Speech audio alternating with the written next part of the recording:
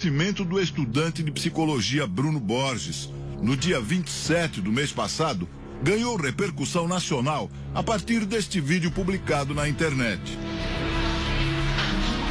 O quarto do rapaz de 24 anos em Rio Branco, no Acre, está totalmente modificado.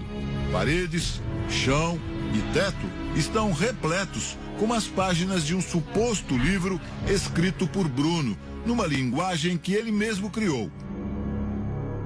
Tudo realizado com perfeição e simetria. São muitos os símbolos. Alguns podem ser inspirados na época medieval. Aqui um quadro chama a atenção. A foto de Bruno ao lado da ilustração de um ser extraterrestre. Mas nada é tão impactante quanto essa enorme estátua. Ela é feita em espuma, madeira, cascalho e cimento. Representa o filósofo e astrônomo italiano Giordano Bruno, morto na fogueira pela Inquisição da Igreja Católica em 1600. A estátua está estrategicamente colocada no centro de outro símbolo enigmático. Antes de desaparecer, Bruno Borges teria deixado uma obra de 14 livros no total, todos identificados na capa por algarismos romanos bem organizados e codificados ou criptografados. Cada cantinho do quarto foi aproveitado. Os escritos seguem na parede debaixo da janela, por exemplo. A história do sumiço de Bruno imediatamente tomou conta das redes sociais. Muita gente se colocou o desafio de desvendar os símbolos e textos deixados por ele. Estou doido pesquisando tudo sobre o caso Bruno Borges. Alguns estavam surpresos com a semelhança física entre ele e o xará Giordano Bruno. Até um grupo de estudos foi montado para especular sobre a suposta obra criptografada. Esse internauta diz: tomei a liberdade de fazer estas duas montagens só para ter uma noção. Não sei se faria algum sentido. E o caso Bruno também repercutiu nas páginas dos jornais internacionais. Na internet, o estudante está sendo tratado como um gênio.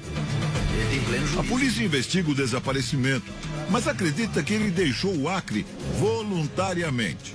Estamos trabalhando em quebra de sigilos protegidos por lei, em vídeos monitoramentos, em movimentação financeira. Tudo isso é objeto da investigação. Não vamos adiantar aquilo onde já chegamos, até para não atrapalhar, porque ao que parece foi um ato voluntário e com tendências a dificultar o trabalho de quem quer que seja, até da própria família. Mas por qual motivo Bruno teria decidido sumir? Por telefone, o pai concorda com a versão da polícia. A gente vê que foi uma coisa premeditada por ele, tá certo? O senhor, por exemplo, sequestro então descartado, é uma coisa dele mesmo. É uma coisa dele, A mãe diz que não sabe do paradeiro do filho, que nunca saiu de casa sem avisar. Extremamente caseiro, adorava ficar na casa, não gostava de fazenda, não gostava de mata. Os pais de Bruno sabiam que o filho pretendia escrever vários livros há anos, mas não financiaram a obra. Sempre souberam que depois de concluída, ele planejava sumir por algum tempo. Agora se dizem arrependidos e fazem planos para publicar os textos. Eu e a mãe dele. O pai gravou e divulgou uma mensagem pedindo desculpas ao filho e fazendo um apelo para ele voltar para casa. A gente vai fazer a coisa como você queria, vai trazer você de volta para você assinar a sua obra. Porque se você não assinar ela, eu também não vou assinar, porque não é minha.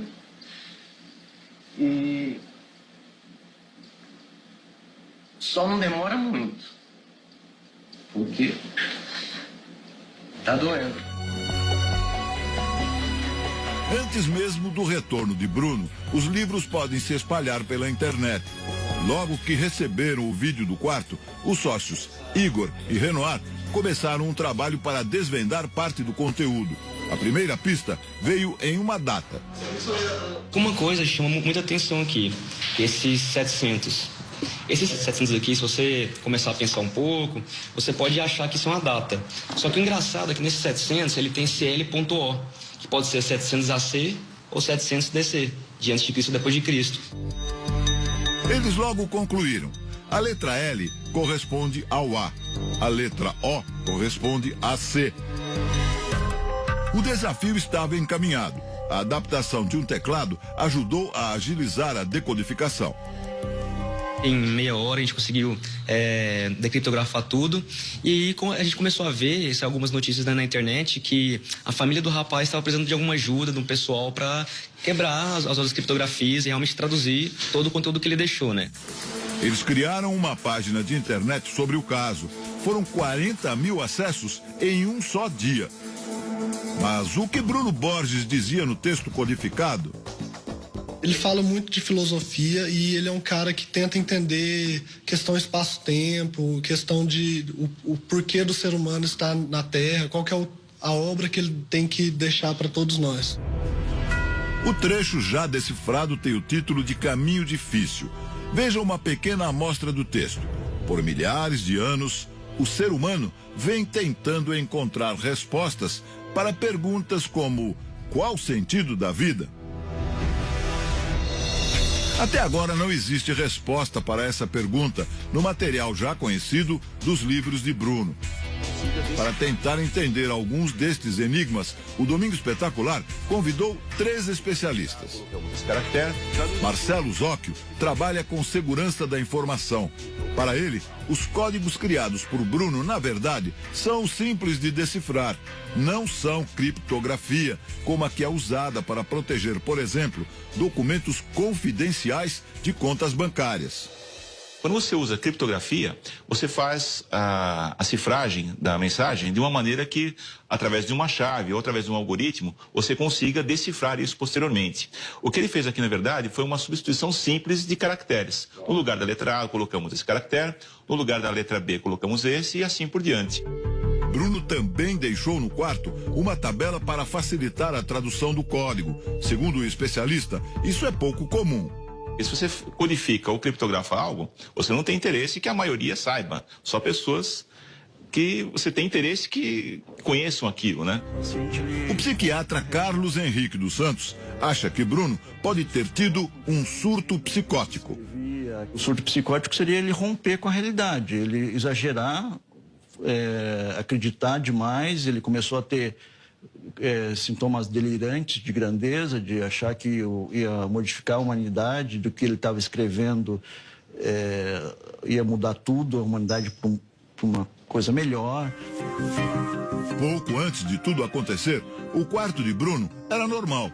Ele teria feito toda a transformação em apenas 22 dias, o tempo que os pais passaram fora de casa em uma viagem.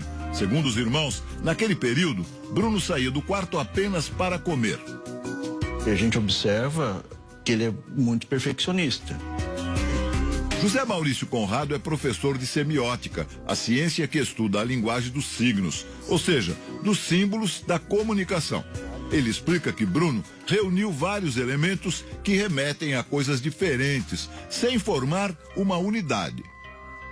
Uma parte ali das pessoas que entraram em contato com isso acabaram imaginando que ele estava, na verdade, falando de ocultismo. Uma outra parte falou, não, ele está falando necessariamente de filosofia. Então, e aí você tem aquela imagem dele junto com uma figura de um ET. E as pessoas já suscitaram, já pensaram em outras coisas. De repente ele foi levado para uma nave espacial, coisas do tipo. Na internet aparecem muitas referências a filmes, como o Código da Vinci, em que um professor enfrenta perigos para desvendar símbolos misteriosos. Ou o filme mais recente, A Chegada, em que uma pesquisadora tenta decifrar a linguagem de seres de outro planeta. Então, de repente, ele também, aí ele se identifica com a estátua do Giordano Bruno e ele cria na cabeça dele essa ideia de que ele está pensando uma teoria que também pode salvar a humanidade. Giordano Bruno foi considerado herege pela Igreja Católica por defender ideias de astronomia que hoje são comprovadas. Por exemplo, que o universo é infinito, que existem outros planetas além da Terra. O filósofo italiano também acreditava que poderia haver vida fora da Terra. Sono stato anche odiato. A estátua de Giordano Bruno, que está no quarto de Bruno Borges, é uma réplica da que fica no Campo dei Fiori, em Roma. Marca o local onde ele foi queimado vivo depois de condenado pela Inquisição. O artista plástico Jorge Rivas Plata, de 83 anos, é o criador da estátua do quarto. Ele agora trabalha num busto de Bruno Borges. Ele também já deu aulas de desenho para o jovem amigo. Esse menino inteligente vai aprender rápido. Segundo Jorge, a estátua está avaliada em 20 mil reais. Mas de Bruno, ele cobrou apenas 7 mil. O rapaz teria pago com o dinheiro emprestado por um primo. O motivo de um preço tão baixo é que o artista acredita na filosofia que foi explicada a ele pelo estudante. Eu quero que me façam de Giordano Bruno. São muitas as versões para o desaparecimento de Bruno Borges. Uma delas é que seria apenas uma jogada de marketing para publicar os livros. Esse tipo de acusação, como é que o senhor vê? Eu vejo até da seguinte maneira, tomara que seja mesmo um marketing só.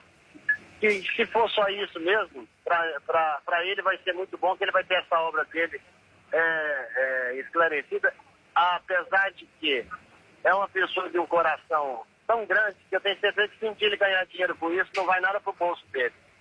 E da gente que a gente realmente não precisa disso. Se a filosofia de Bruno Borges tem algum valor, ainda é um mistério. O professor reafirma que, por enquanto, toda a história é um grande show. Se a gente for parar para pensar do ponto de vista da nossa cultura contemporânea, tudo vira espetáculo muito rápido. Então as coisas são espetacularizadas de uma forma muito rápida.